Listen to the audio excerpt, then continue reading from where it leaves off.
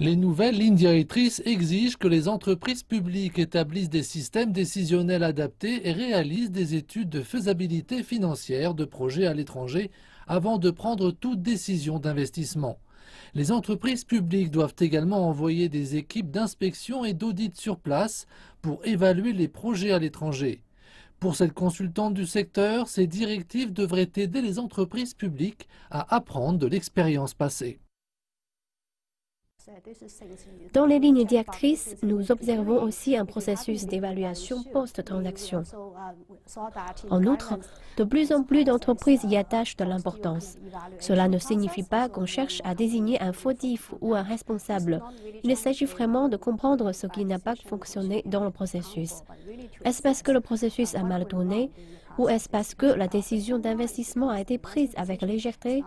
Ou est-ce parce que l'environnement externe et le paysage ont été modifiés? On essaie de savoir quelle est la cause principale de l'investissement pour comprendre pourquoi celui-ci ne s'est pas bien passé. Juste après la publication de ces lignes directrices, le ministère chinois des Finances a déclaré lors d'une conférence de presse que la faible qualité des actifs, la rentabilité en berne et les rendements insuffisants des investissements étaient les principaux problèmes rencontrés par les entreprises publiques en cas d'investissement à l'étranger.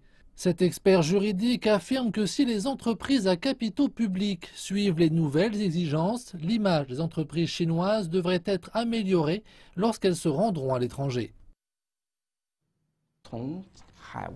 Les entreprises étrangères qui sont des cibles d'investissement potentiels souhaiteraient savoir quelles sont les relations des entreprises publiques avec le gouvernement et obtenir plus de transparence sur l'entreprise. Les lignes directrices ont actuellement plusieurs points forts en termes d'amélioration de la transparence. Il existe des règlements détaillés sur le contrôle du capital, la gestion des changes et les questions fiscales. Autant d'éléments permettant d'assurer aux entreprises étrangères que, lorsque les entreprises publiques investissent à l'étranger, des procédures standards seront suivies plutôt que des décisions prises en fonction des idées d'une seule personne.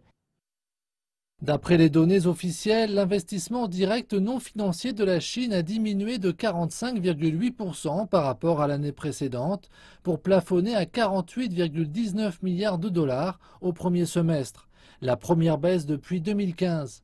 Ces derniers mois, le gouvernement a freiné les investissements étrangers du secteur privé dans le but de contrôler les sorties de capitaux et d'éviter les risques financiers. Plusieurs offres de sociétés privées de premier rang ont été revues. Les nouvelles règles applicables aux entreprises d'État ont été prises à la suite de ces examens. Cependant, les analystes avec lesquels nous avons dialogué estiment que les nouvelles procédures ne devraient pas compromettre la confiance des entreprises publiques à investir à l'étranger.